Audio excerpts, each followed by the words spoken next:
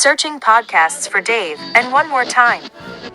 Recently, Columbia University became the first Ivy League college to eliminate SAT and ACT results in their admissions process. Good grief!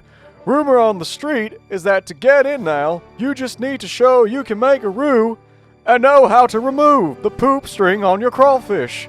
So there's hope for you yet, T-Boy. This is Dave and Juan. Whoa!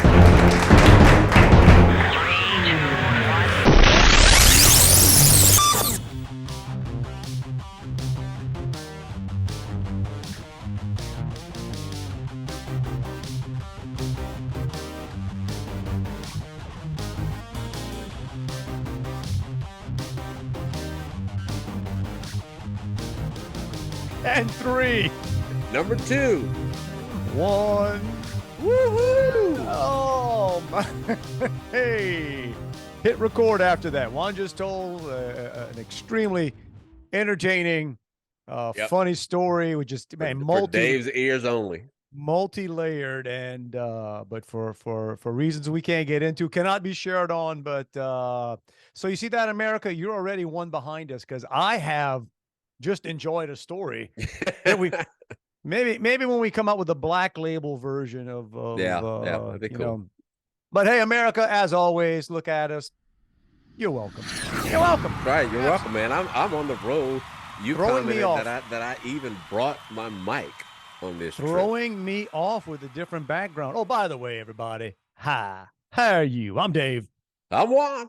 And this is Dave and Juan. More time. Thank you very much. And it's a interesting. Yeah, this is a Sunday. We don't normally do these on a Sunday, so tight turnaround. I had stuff going on. You had stuff, and you're actually on the road. And that's what I'm on the road. Yeah, totally. I'm just north of you. Different location, different background. Different background, but you got your freaking mic and mic stand with you on the road, dude. That is.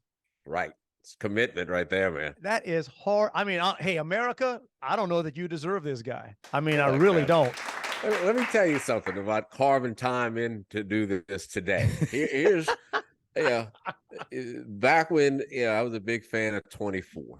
And Jack Bauer, the intro to every episode would say, "I'm Jack Bauer, and this is the longest day of my life." Well, bro, I'm about to be in the longest day and a half of my life, because I had to get up about 7 to get Riley to the pool. So we're in College Station, Texas A&M, at a swim meet. We're gonna hit the road about 8 tonight, which means I'm gonna get home probably 1 or 2.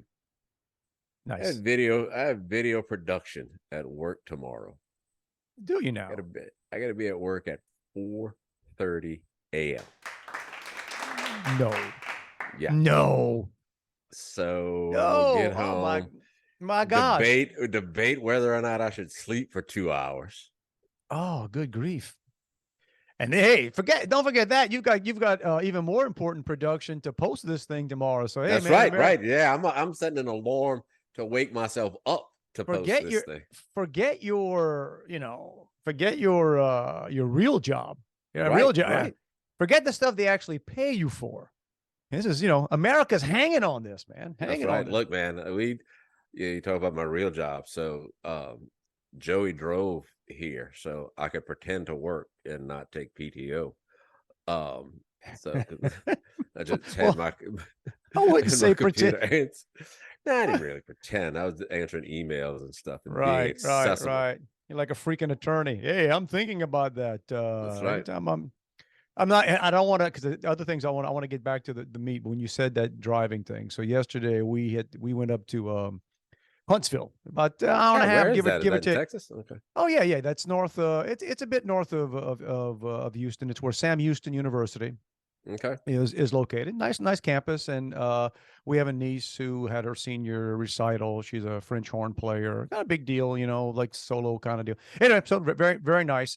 So most of my day was spent we left here around noon. I wasn't getting back here till 7 o'clock, 8 o'clock last night, and driving my wife's car. And she's doing what she's doing, she slept a couple times on the way, by the way. That's the other thing too. I just wanted the points for right. And then my son's in the back. And as all this driving today, as we're getting home, we're probably 3 miles from my house. And I mean, knock wood.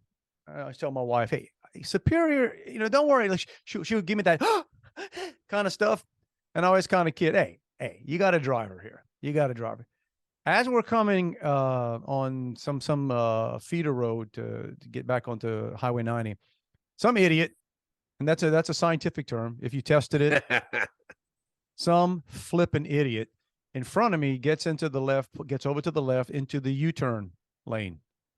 Well, apparently this clown decided once he was well into the U-turn lane, oh, no, I don't want to make a U-turn.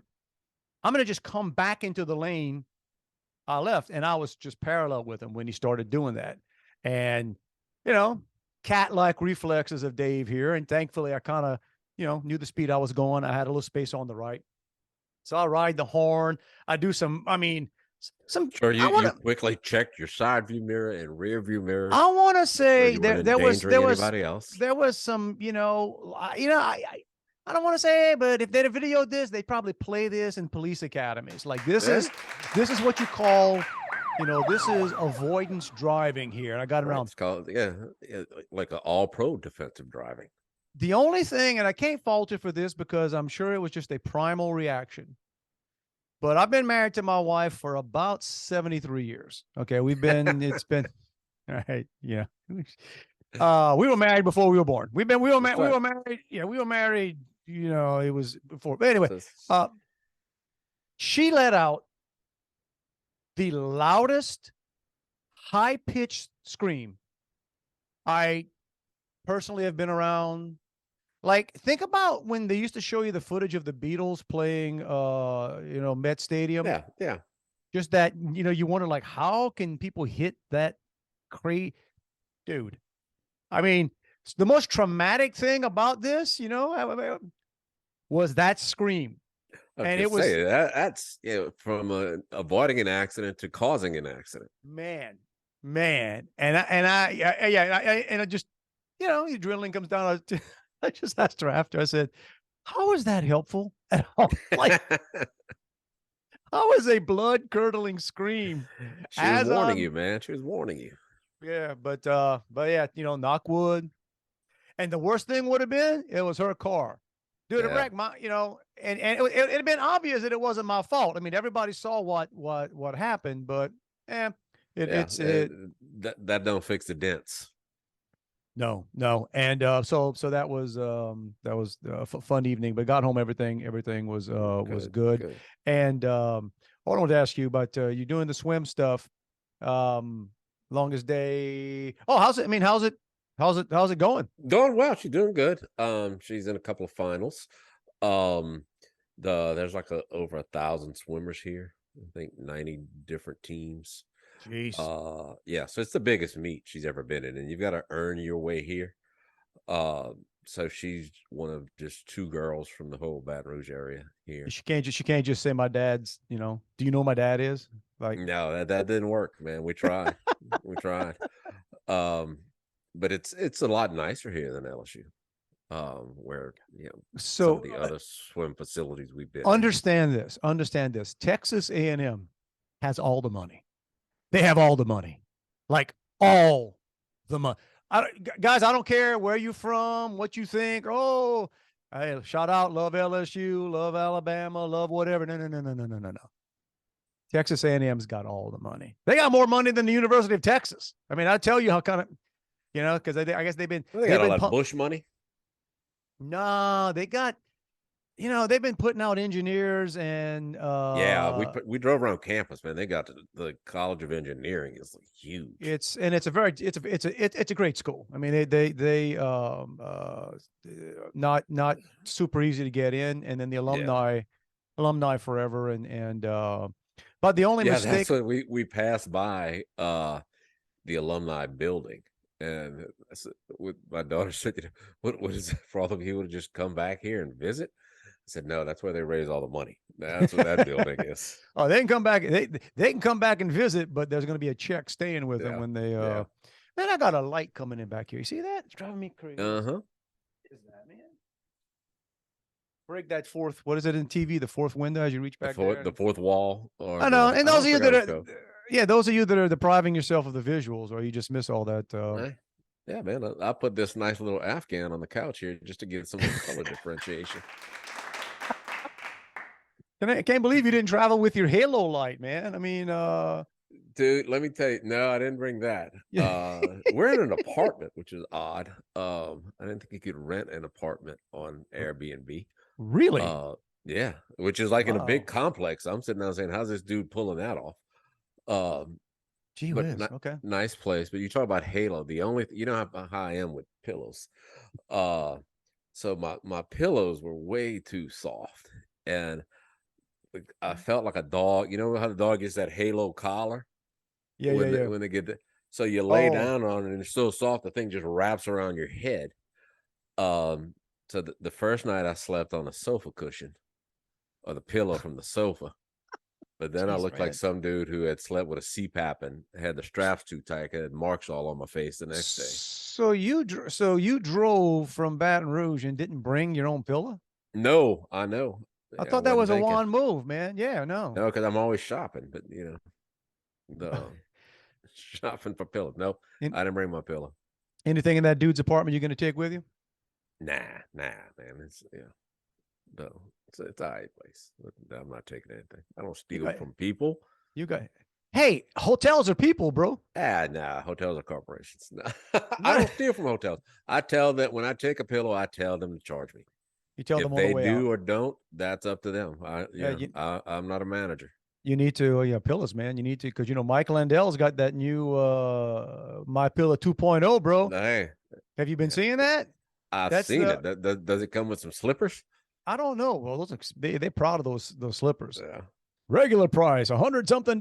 Who spent $100-something? Yeah. My man, Mike. No, I was laughing about that the other day because now that's all you see on, certain TV stations and podcasts and stuff is the 2.0. And I'm just like, Mike said it's 20 years. He's been selling these things for 20 years. The dude's he's got his audience. He does. He stays in that lane.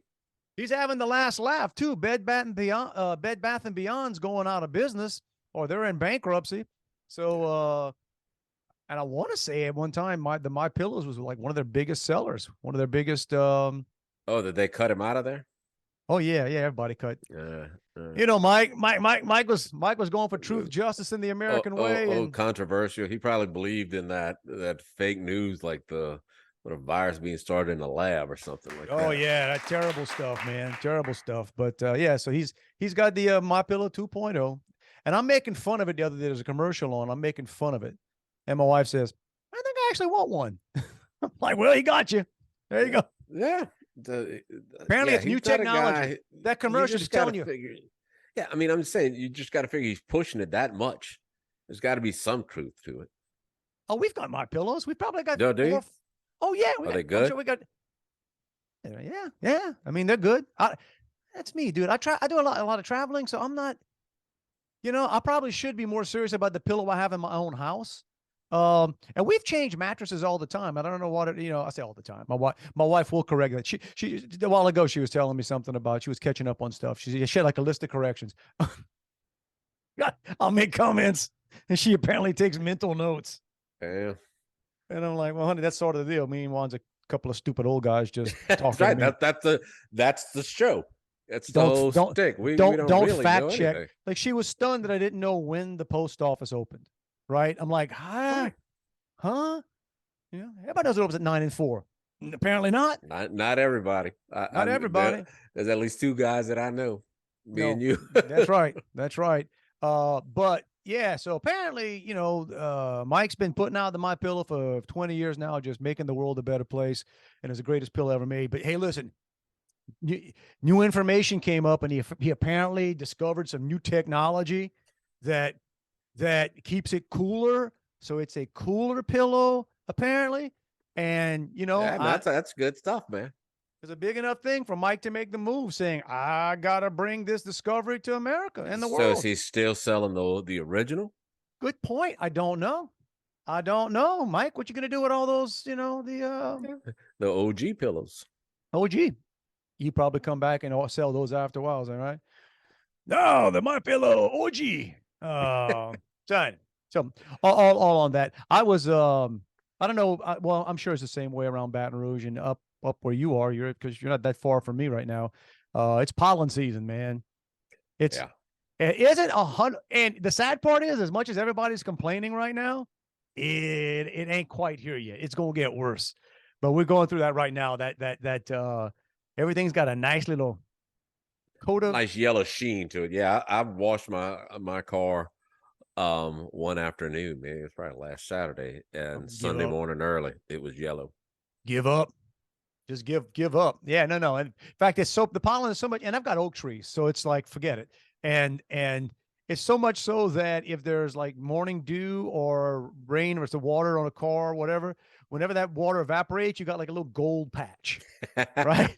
And a while ago, my wife was outside saying, it's a beautiful day here, just pollen. She was talking about, I'm getting that rough throat. I was saying, the world is covered in gold dust right now. You don't think you're breathing that stuff? We need to go put on one of those super high efficiency masks that they They stop everything. They stop everything. Yeah. Well, it got the other night. I don't know if it was because of the way the buildings here are laid out. But dude, it felt like hurricane force winds. No, it was pretty windy. Yeah, I mean, you could hear them. We got some notice on the weather app that take shelter. You ever get the take shelter? Really? Wow. Y'all must have had something. Yeah, we didn't even get a drop of rain. This is the official old guy part of the conversation, guys. Hey, bro, it was windy, and then they said it was going to rain. Speaking of which, this is what I did. I went ahead and just put my little my white noise app on my phone louder so the wind didn't keep me up. Well, that's my mom. My mom goes to bed at night apparently, and she has Alexa play, Rain on a Tin Roof or whatever. But this is a serious conversation my mom and I have had off and on for the past couple years, because she lives in Thibodaux now, and she talks to my sister. I got a sister down on LaRose and whatever, and then one in Raceland. And my mom swears that LaRose, the Rose area gets more rain than Thibodaux. Like, sometimes it rains there and it don't rain here. And I'm like, yeah, but Mom, there's not a mountain range between y'all. Like, it's not. It probably sometimes rains in Thibodaux and it doesn't rain in LaRose. That's all apparently not, Juan. Apparently, and here I am, I'm on, I've got a speakerphone. I'm downstairs talking, and my wife's in the room too. Of course, my wife's doesn't matter. She's going to side with my mom. And she's like, no. A lot of times it does rain where it doesn't rain. Thibodaux, like, yes. I'm not saying it's not possible that at any given day, it may have a pop-up storm may have hit one place, and rain has to stop somewhere. Like if the rain just happened to stop, the street from you. Could be across the street. Right. It doesn't mean that you got a different weather pattern than the street across from you. It's just that time. So my argument is, no, I'm not saying it doesn't happen on a daily. Over time, I promise you, there's not a different weather system. Thibodaux gets as much rain as New Orleans, right? Yeah. South Louisiana. It's Granted, LaRose is a little closer to the Gulf, so if they've got those storms coming out of the Gulf. Yeah, but then you also got the fronts that come over from whatever. I'm just my point. So if anybody knows different than me, maybe a reporter at the Lafourche Gazette, you want to chime in. Martin False, man. We like to hit him up for stuff. Hit Martin. Martin, tell us. Does South Lafourche get more rain than Thibodaux? Whatever. But I'm also, if I'm a little congested right now, besides the pollen around here, I have so much work to do today and stuff that just piled up that's needed to be done in the next couple of days. So you kind of come in and go, I get into my office and I'm like, all right, what I'm going to do? Let me check Facebook a little bit. Getting geared up to get geared up. And then sometimes I do it. Let me do LinkedIn, because LinkedIn is business. So I can pretend I'm doing. You can justify that. And justify. I'm on LinkedIn, do a little, went on to Twitter, which is just a dumpster fire. Twitter make you mad. You start reading stuff. It's where all the news is, by the way. That's the funny thing too. It's like I have friends and relatives that ask me, how do you find out about that? Like, how do you know? Because I just throw things out. That's facts. Yeah. And they said, how do you? And I said, sadly, you can't put on your TV and get it because everybody's lying. But Twitter just make you well, you talking about Twitter's a dumpster fire. Did you see one of the new words in the dictionary or whatever, Webster's dictionary? You know how they come up with new words every year? It's rage farming, which is posting things for the intention of causing people to go into a rage. You don't got to poke some people too much. All right, there are people looking to be offended, but yeah. So I started, and then I realized, you know what? I'm gonna clean my office. What I'm gonna start doing. I got all this other work to do, but you'll feel better about work once your office is clean, and therefore be more productive. And I must have been in an aggravated mood today because a lot of times I'll clean up and it's just, it's this note, that note, don't need that note, just stuff accumulates, right? Dude, I've been throwing away printers, modems. I just realized I probably don't need the last 3 modems. You know what I'm saying? Like, granted, somebody probably say, "Oh, don't throw that stuff away." Too late. Yeah, but see, I've had a couple of modems at a time, and then you say, "Oh, well, let me do something with this." Then then I got to go through 50 cords to find which one is the right power cord for. Oh no, I've got the incredible rat nest of cords. I got so many cords. I just forget it. Some are still in the packaging. So, but you know what's going to happen? One of these days, your modem's going to go out. But you always say, got a stack of books I have not read. Right. Yeah. That's always, I don't want to be one of those guys, but I end up being one of those guys. It's like, oh, I want to get to that book one day. And I realize, man, I don't get to the easy stuff. A book is a commitment. It used to be. Yeah, that's an investment of time right there. I used to be, man, I'll read on a plane. I don't do that anymore either. I'm listening to podcasts. I'm sleeping. But anyway, so that's so, yeah, I'm not quite done with that, which is right in the middle, because it'd be more aggravating to start cleaning up stuff and leave it half done. So that's the, right. That's the point. Yeah. But, so you're doing that. And how far is the drive from, College Station 6 hours? That long?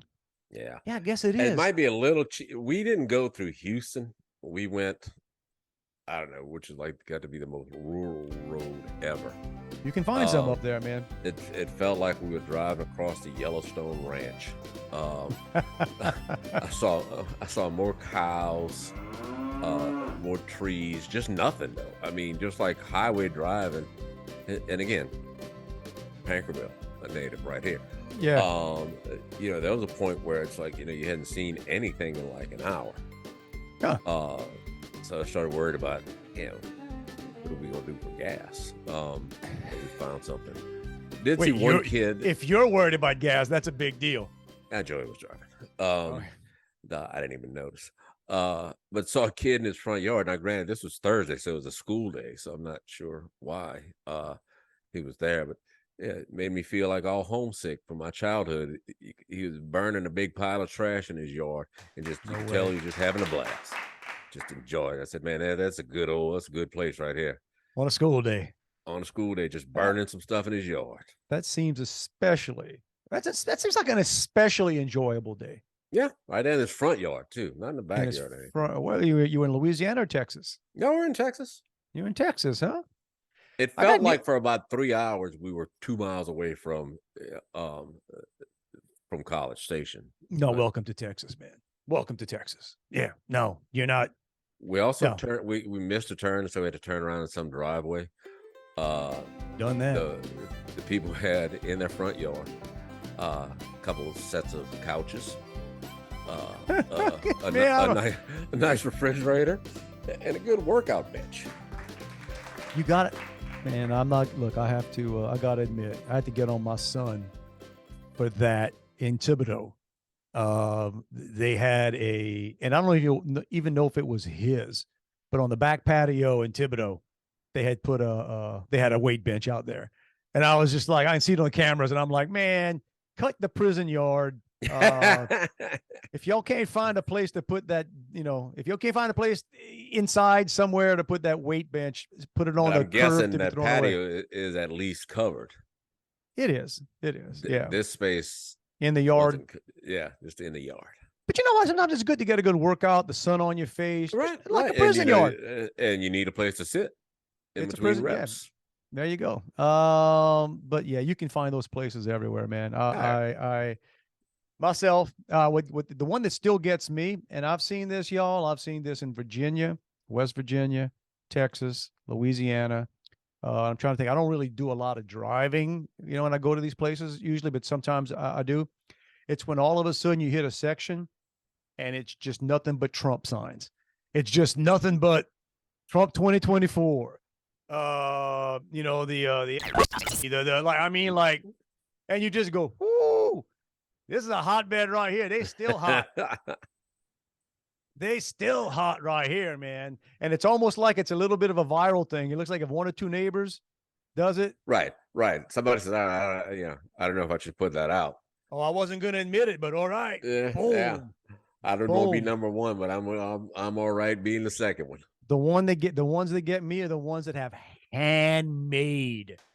That's when you are. That's some effort, man. That's when you're committed, man. I didn't walk into the Trump store and buy the Trump sign. I built this bad boy, man. Had that extra wood in the shed, and so I'm like, yeah, get all in.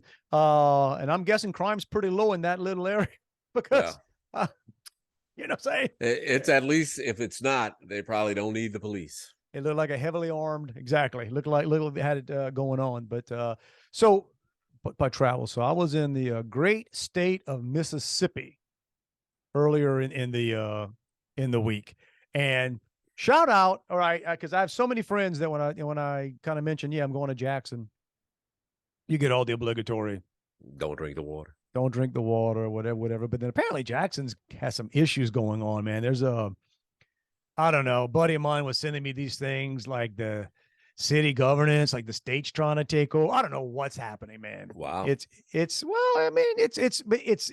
mess because Jackson apparently is become one of the murder capitals of the country, on the population, based on the population. It's a fairly small city though, right? It's not very big. And but a couple things. So point out. So I got in, the airport's fine. I mean, I've been, Jackson Airport, it's not big, but it's fine. I've been to way worse. So I'm like, Jackson, first impression. I go try, where I was going. There's no shuttle or anything. So it's a decent drive, really no taxis out there. So I get an Uber. Now it was the most interesting. It was the most beat down Uber ride I ever took in my life. And I've been taking Uber since it founded, right? Guy was fine. But when you normally you hit the Uber app. I don't know if you ever use Uber, and you're just looking for. It's usually, and don't get no. Let me understand. The guy's car was clean, but there was duct tape, a lot of duct tape or whatever. Upholstery in the back gone. Like, dude, I thought that was. Nobody must have reported that because I think you got to have a certain. You know how the hood of a car. Too old. You know how the hood of a car, when it needs a paint job, you can sort of see the stuff coming through, dude. Yeah. So let me point that. I'm just saying this. Like the dude was fine. The dude was fine, nice. We talked a little bit. I was cool. The car seemed clean, but exactly. And then I'm thinking, man, how hard up is Uber in Jackson that they just freak like, hey, whatever, man, you can drive, do it. But bizarre, man. So the drive is about, I don't know, 14, 15 miles, I guess, from the airport to part of Jackson I was going to. $62 for an Uber ride, man. Whoa. $62. And that's just how it is. Because you get these places that there's no, what's the competition? The taxi cabs will run you that, right? Yeah, so Uber kind of dictates. Well, I guess no, man, Uber, man. Uber's an evil company too, bro, man. And it's like you get somewhere, some of these smaller places, and it tells you, oh, it's peak time. Whoo, peak time's a bad time. But anyway, so coming in, Shout out. I mean, there's some nice parts of Jackson. I mean, really nice. I'm driving, we were going through and I'm looking and there's a golf course and I see some nice. Yeah, Jackson's got some bad parts like any place. But downtown area is bad. Well, that's the point. So I'm going to wherever I'm at, and I'm not far from the capital, I guess. And then my friend, that has a lot of stuff in Mississippi, texted me, said, man, just as long as you stay east of 55, you're all right. And I'm like, anytime I'm going somewhere and people are telling me, so I thought, well, maybe it's overblown. Maybe it's overblown. Check into the hotel. No, whatever. Meet super nice man. I tell you what, couldn't have been more gracious hosts. These guys are amazing. And then as after the first day is ending, I'm at this reception thing talking to a couple of guys in charge. They hired themselves 3 private security guards. Wow. To police the lobby of the hotel and the parking lots. And the parking lot. What part were you in downtown? No, I was at the Hilton, the Jackson Hilton. There's a Drago's in the parking lot. It's so if you know Jackson, you know where I'm at. There's a Starbucks across the street. Nice looking area, but they literally hired their own guards, and I was like, all right, I guess it's serious. I mean, I'm thinking, oh, maybe it's overblown. Everybody, no. They said, yeah. That's what the guy says. Yeah, it'd be terrible for one of these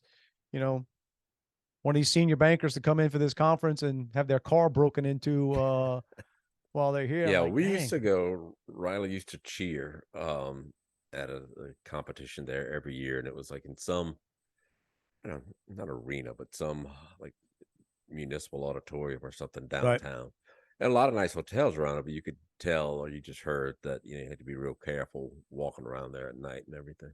And you can tell. So where I was, this Hilton is it's a nice place, but you can tell it's like anything, man. They start, they kind of start holding back a little bit on the maintenance on some of this stuff, and but it was fine. The people there were fantastic. I will say this. In fact, the next day when I spoke, I added a slide. The second slide was a special shout out to the lunch buffet at this event. Y'all, I'm gonna tell you something. Louisiana step up the game, man. Mississippi, when Mississippi puts out, now granted it was for a bunch of senior execs at a bank, so maybe they were like, hey, look, we want these guys to. Yeah, I'm thinking if they paid money for security guards, they probably could afford some good buffets. But it wasn't like it was fancy stuff, but man, it was like, hey. And this is I sound like my dad. My dad used to be impressed by these kind of things. You could bring my dad to like one of the nicest places around, and he was impressed by, man, you saw those hot dogs? Man, they had some good. I know I told that story one time. The encapsulation of it is a company I worked for many years ago in Georgia. We had a suite to the Georgia Dome, got the seats at the last minute, and it turned out nobody else could make it. So we had this big suite at a football game. It was the Falcons against the Pittsburgh Steelers, and had an entire suite to me, my wife, my mom, my dad, and I think my aunt was with us. You talk about big balling that day, and everything's nice and everything's great. And we had to order food like they have to.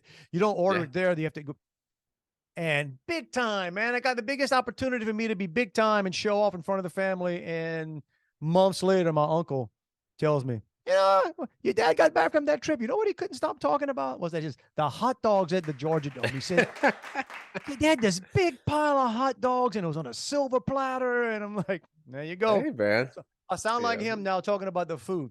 But, bro, this line, it started, he had green beans, which were good, and everything was good. Green beans, mashed potatoes, macaroni and cheese, fried chicken. And when I say fried chicken, I'm not talking about fried chicken tenders. I'm talking about Popeye's level fried chicken, and then baked chicken, and then fried catfish, and then baked catfish, and then cornbread, and then bread pudding. And it was just like, they might have been South Louisiana. Man, I wasn't even hungry. I ended up eating more that week, the 2 days I was in Mississippi, than I did for the holidays. I mean, adjust the belt kind of stuff. So that's what I told them when I started. I said, I know the governor's going to be up here in a little bit to talk about the state of the state. I don't know what that is, but the state of your lunch buffet is strong. Strong. My shout out. It's kind of funny because I think the assistant commissioner told me the next day, I appreciate you saying that, man. We put a lot of work into that. Look, nice. Pay the compliments, bro. When you call people out when they put in some extra work. But yeah, it was. So you got high marks from the governor apparently, or from their office. Well, for their office, yeah, the governor was funny. So here's the deal. So I speak, and I'm right before the governor. There's like the lieutenant. I didn't get up in the morning. I had to see the lieutenant. Apparently, the lieutenant governor has a tendency of going a bit long. And they said like a couple of years ago, he was scheduled for 15 minutes. He went above 45. Wow. That's tough. If you guys put on conferences, that's a killer. That's a killer. So I don't know how long he went. But anyway, so by the time I got there, they were getting there, but they were already running late. They were like 15 minutes, at least 15 minutes or so late. But everybody else that ran late, they just have another speaker standing in the back of the room. I'm moving along, but I got 60 minutes, man. Everything's going great. It's just, I'm like, man, I'm just hoping the governor's going to be a little late, right? But I figure, well, you know what? Even if he shows up, I'm going to see him in the back of the room. I'm going to recognize, and I'm going to, do what I do. Now, they don't bring the governor through where everybody comes through. They bring the governor through the kitchen. To the back, yeah. Through the back. So next thing I know, I'm talking and everything's going well. And then I just see a lot of heads sort of turn because something's happening stage right. There's the governor. So the governor walks in. He leans on the wall. He's got a security detail, right? A couple of security with him and the security in the back. And I've got about 15 minutes left to go. And I realized I can't do that. I can't, he's here, right? And I know in my head, professional enough to know, hey, man, this is going well. They're all loving this. But you got the freaking governor of the state standing right there. And then it's like, I hope he gets some of these jokes, right? And as he walked in, I got this line I use. I show people about prioritizing and the importance of leaders helping their teams with priorities. And I use an example. I got a picture of the sign outside of Lifetime Fitness, our outdoor pool. And there's a list of 18 rules. 18 rules. For the pool. Right? For the pool. And I make fun of it, and there's too many. And then I joke about, one of the rules is don't drink the pool water. Well, that seems like a suggestion. You know what I'm saying? Like, I'm not going to, it's probably better you don't sit in the corner, drink all the pool water, but I'm not going to lose sleep on you, dude. Somewhere down the line is nobody with infectious diseases. I'm like, shouldn't that be a little bit higher up on the list? And that's the whole. So the whole joke is helping with priorities. All right. Okay. So clear on that. The point is you make the, sort of my style, right? You kind of make a joke, have fun with it, and they make a relevant point. The point I make, connect it. And the point I make to people is how many of us have a lot of don't drink the pool water rules on the list of things we give our people to do. And if your people have too much to do, if they don't have any if they have too many priorities, they have no priorities. They have none. So then I think he comes in right as I'm making that point. But then the next slide is when I kind of do all right, let me just take this joke to the next level. And and it's in California. These signs are everywhere in California, outside near the pools. And it basically says, paraphrasing, but anyone with active diarrhea, or who has had active diarrhea within the past 14 days, prohibited from entering the pool.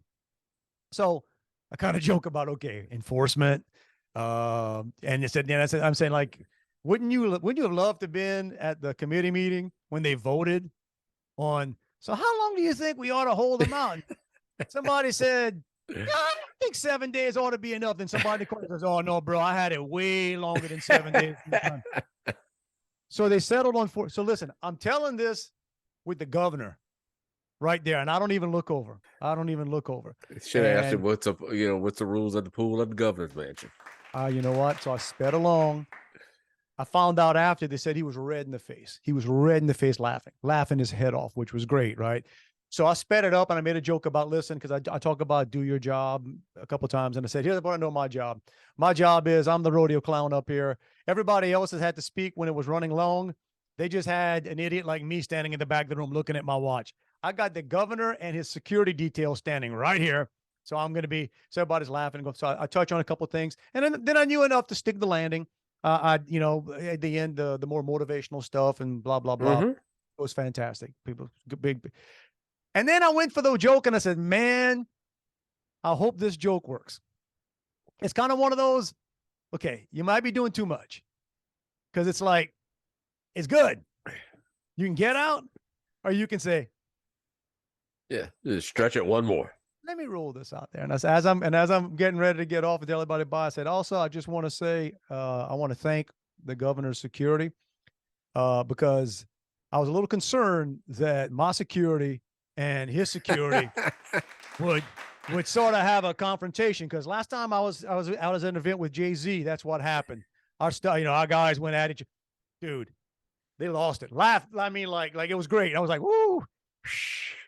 Because that's one of those halfway through, I'm like, oh, this could land bad, man. Like, the last thing you want is for the group to say, what was that idiot talking about security and Jay-Z? And yeah, it all went great up and until there, and that's the only thing they remember. Yeah, but no, it went great. And the funny thing was, the governor referenced me twice in his speech, which was hysterical.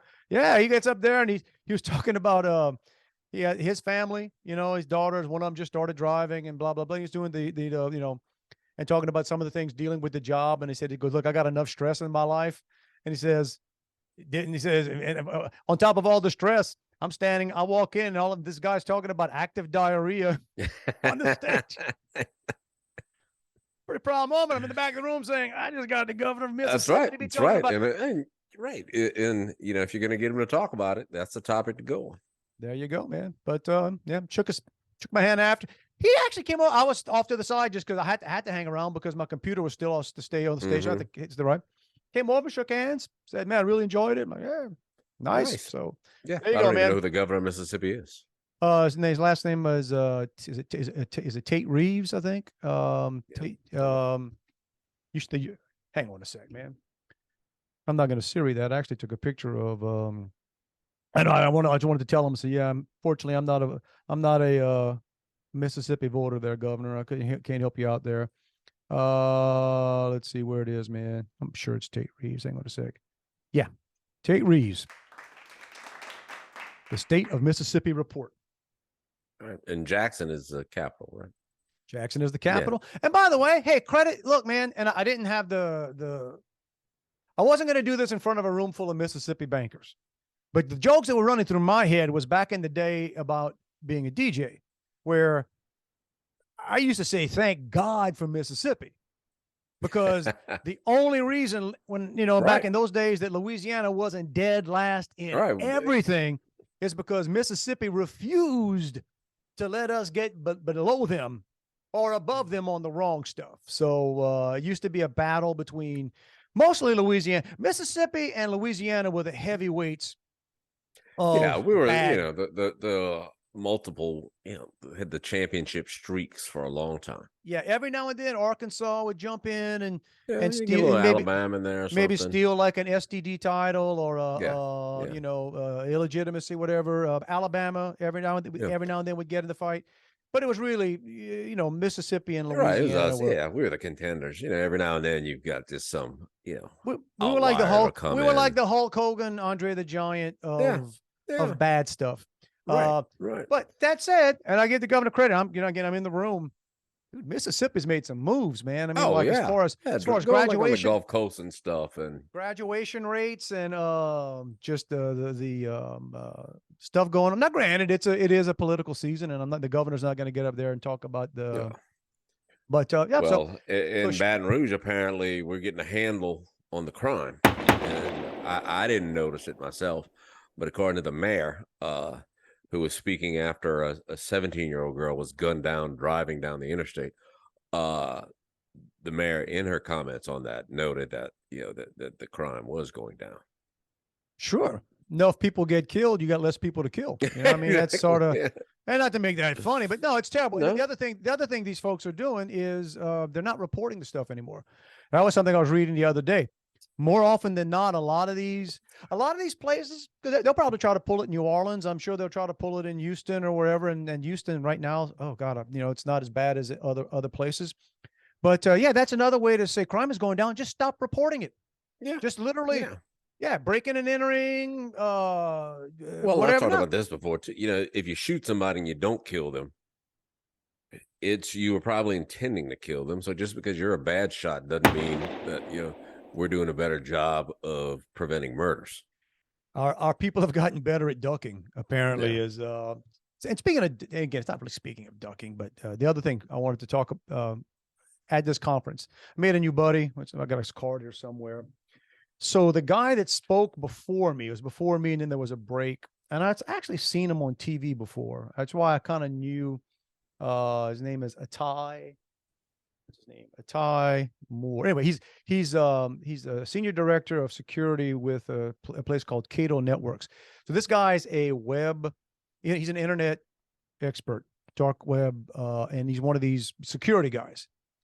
And by security, you don't mean like a bouncer. You mean like no, I mean like security. they work with, yes. And he gets up there and he starts showing just how easy it is to hack and crack into. I mean, and he's talking to a room full of bankers, scaring them to death, but scaring you to death as well. Like it is, dude. You finish seeing this guy, somebody like him, tell you about what's really going on out there, and you just want to take all your money and put it in cash and put it in a cigar box and bury it. Like, oh my goodness, I never knew about the dark web. He explained the dark web and what goes on there, but in real time, this is when you got guts. I even made a joke about this after. He gets up there, he's got his computer, and granted, he's on the hotel network, which he makes fun about, and he pulls up stuff. He's pulling up stuff and showing you the passwords on various things, because these routers, it doesn't take very much work at all if you just can pull up online, like from your front yard. I can pull up, let me see what the router you are. Okay, I know the model of this router. I can just Google somewhere and find out what's the built-in password for that router. Boom. And most almost people always change the name. Yeah. Ever. So anyway, all this stuff.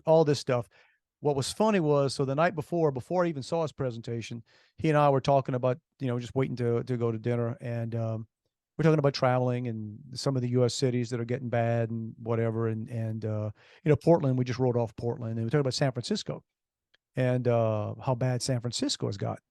And I'm not making this up. So this guy was in the Israeli military, because he's from Israel, right? And he said that because, like all of us, he says, if you're in Israel, you're going to be in the military. I think he was a paratrooper. All right. I think he was whatever. And he said, I've been deployed in Gaza and Palestine, and San Francisco makes me nervous. Wow. Yeah. He said, because, when you're in the military, you're there, you with a mission, you got your gun, what I'm saying? Right. You're there. He says, San Francisco, he says, it just makes me uneasy. He says, I don't, there's too much bad stuff going on and too many. From a security standpoint, yes. or just no, physical security, like walking the streets of San Francisco, like going to an event in San Francisco right now, is that San Francisco has gotten that sketch that, so yeah, but they just need to, just stop reporting it and it goes away. I just, but yeah, man, scary stuff. He showed, oh my gosh, dude. It's amazing. Like, or just he can pretty much shut down. He showed this $20 device, and I forget what it was called, but okay, you can buy it. Go online, you can buy it. It's a $20 device, and it basically creates what's called a denial of service attack. Like if you want to take down a router or an internet, where it's just like it gets bombarded with requests, and it just basically crashes the system and can't process it. So, but you could, $20. So you can do this you just walk up to somebody's home that's got security cameras. Well, guess what? Most of these security cameras are on Wi-Fi. Very easy to identify. What's the router? Put this thing on it. Boom. Overwhelms the router, and the system is blind. You want to rob a house. You want to crazy. And you go, dang, all right. They just walk around with a pocket full of cash and a gun. Basically, that's what I got out of that, man. That's what I got out of that. Well, that's scary. But it was all good. Yeah, but great trip, a lot of fun. Got a bunch of calls from some Mississippi bankers since then. So hopefully we'll be doing some more. Well, you got the governor's endorsement. And there you go. You're gonna have to use that. That diarrhea joke. Oh, I think that's going to be the request. The email I'm getting. Why don't you come talk to my team? And man, don't leave out that diarrhea joke. That was could be a good T-shirt. That's right. I mean, listen, you got to figure out a way. I had violent diarrhea, but it was 15 days ago. No, it's not violent, active. Active. Violent. That's the next level, man. I think it's 21 days if you had violent diarrhea. It's 14 for active. And I didn't go any farther with the joke, but I just wanted to ask, part of I've asked before is, if it's not active, is it actually diarrhea? Right. You know what I'm saying? Right. It's not like, active. Yeah. Guess what? If your diarrhea isn't if you've active, had diarrhea for 14 days, the going to the pool might be the least of your issues. Might be. And if your diarrhea is not active, I don't think you have diarrhea. Right. I think any health issues? Got inactive diarrhea. I think we could all vote on that. That's sort of what they did. They did to us with the Rona, with the vid, right? Yeah. Coming up with stuff. Oh man, you had it. Wait, whatever. you had it? Yeah, no, you can't go in for 6 hours or 6 days and 3/4. 6 days. Yeah, that sounds good. And y'all stand, I don't know. Yeah. Yes, Let's go 10 feet. That's too far. No, yeah. Go 6 feet. Yeah. 6 feet. 6 feet's good enough. We want to do it just enough that you really can't have a classroom. We want to have it just enough that you really can't have, 6 foot on average. You could, that's a good distance. You could stick your arms out and measure. Speaking of classroom, just more evidence, guys, because nobody wants to talk about this kind of stuff, about how messed up we are and how stupid we are allowing ourselves to become and what we've done to the youngins. You see, we're Columbia University, an Ivy League school. All right. So don't give me this crap about Ivy League schools. Columbia has now decided they will no longer take ACT and SAT scores into consideration for admissions to their school. And now, I guess, why should we be surprised? Apparently, they're doing that with the military. Like, you don't have to be what you used to be. But so is it just based on what? Diversity? Good point. I don't know. I don't know. Like, again, good point. Yeah. What if you're not going to base system first come first serve? If you're not going to base admission, you have a limited supply. If you're not going to base, because we're not talking about scholarships and stuff. I mean, I don't know how that plays in, but if you're not going to base admission on an objective measurement, because they're not arguing that the tests are inaccurate or biased or anything. They're basically admitting, okay, our kids, we made our kids stupid right now, and but more ignorant. In other words, kids today are they have every bit the brain power we did, right? So the intelligence is there. We don't teach them anymore. We don't teach them, right? Math is what? When did math become subjective? Like, we want you to estimate. We talked about this before. We want you to estimate. No. How about we get the answer? It's math. Estimate. What? Yeah, I say I'm gonna send next time I got to send my house note in. I'm gonna just estimate. Estimate. Yeah. Estimate is something you do when you already know how to get the answer, and the answer is not that important. Yeah. Right. You know what I'm saying? That's whatever. That's what this. That's an estimation. Yeah, I'll be in about 20 minutes. Okay. It's more like a pipe dream, but yeah. So anyway, hey, good on you, Columbia. Good on them, man. Nice. Yeah. And what else? We check all the we got check all the boxes. I know you can't wait to get back to smell some chlorine. That's right. Oh, it smells. Yeah, it's rough in there. A lot of chlorine. Hey man, got to knock out all that active diarrhea somebody might have. Nobody. Well, here's one more positive note, just because nobody. So Japan, and shout out to the listener or watchers or whatever we may still have in Japan. Japan last year had twice as many people die as were born. Is it as was? Wow. You talk about a population so that's collapse. what they're talking about, the population crisis there. I just saw the headline. That ain't a good thing, y'all. When twice as many people die as were born, it's population collapse. And, but it's not like Japan's an important country or nothing. It's not like, who's going to make all our stuff? It's not like, well, no, we know who's making all our stuff right now. Probably not who we, right, not who we want to make it.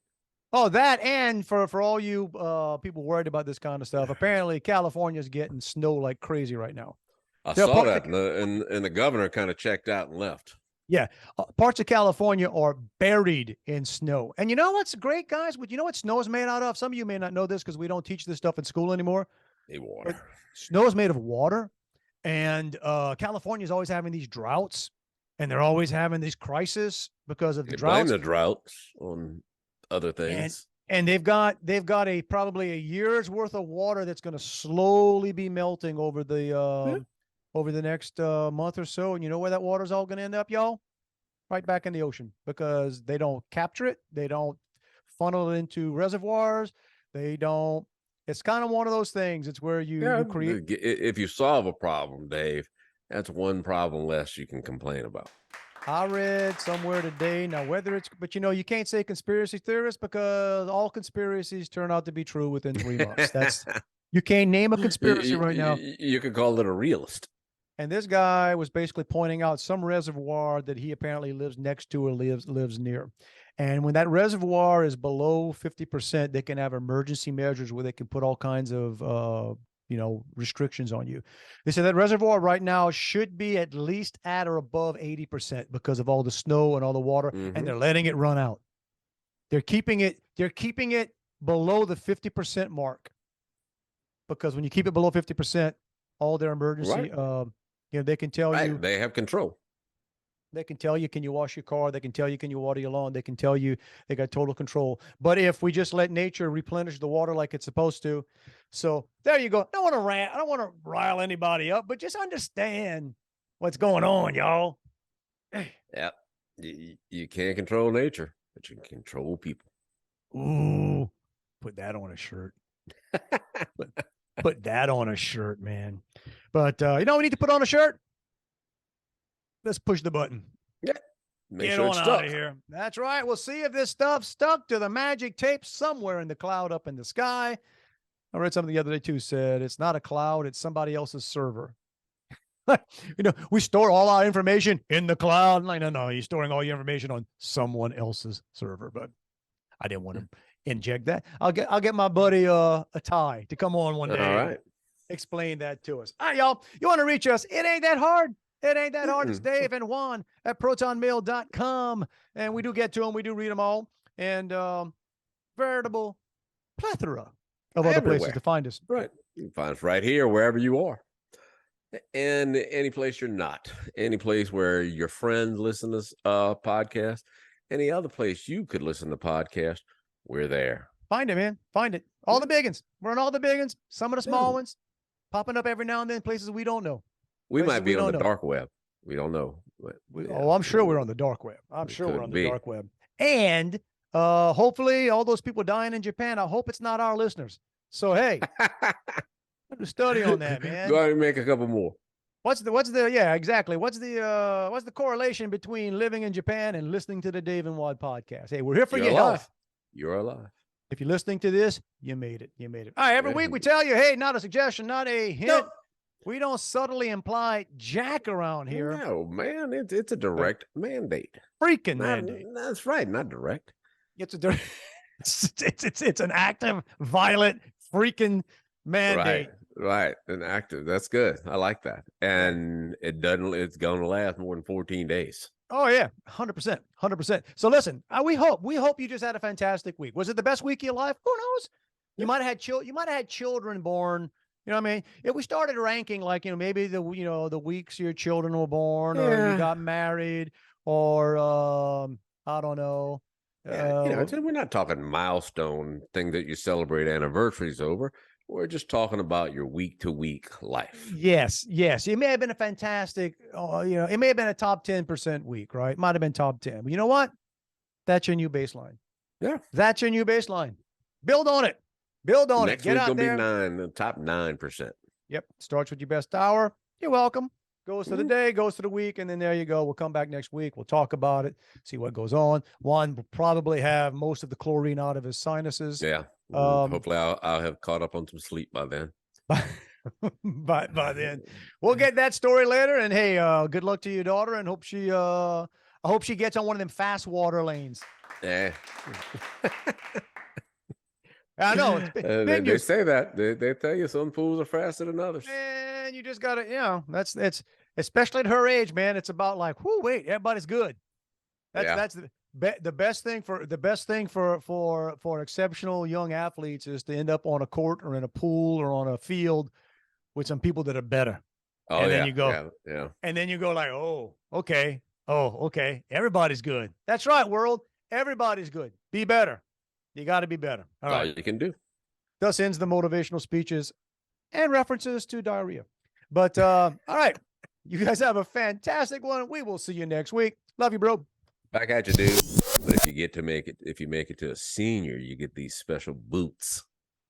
And so only the seniors wear the boots. And this store actually had some on display in the window. Ooh. And apparently they have what I wrote it down. Boot chasers. Which means, I guess it's like rock bands have groupies. Oh, geez. So apparently these boots are chick magnets at Texas A&M. There you go, man. Can you was it counterfeit them? I mean, I asked her. I said, so if I had a pair of those boots, what would I be? I think it'd be working. Jeez, that's about the skeeziest thing a 60-something-year-old guy. But yeah, so if you're out there and you're interested in going to Texas A&M, you want to pick up some chicks, get you some boots. If I show up at Texas A&M being like white shrimper boots. Yeah. boot chase this, babe. Boot chase this.